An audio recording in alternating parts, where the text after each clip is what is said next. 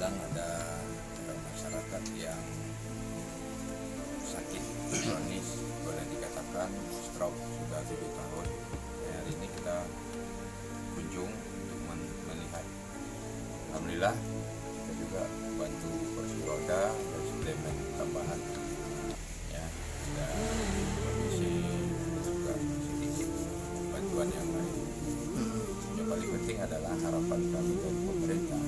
Jadi saya mohon kepada Dinsos dan camat, kepala desa, setiap warga baik yang lansia atau yang lain yang penyakitnya yang sama seperti yang dialami oleh Bapak Nabun ya.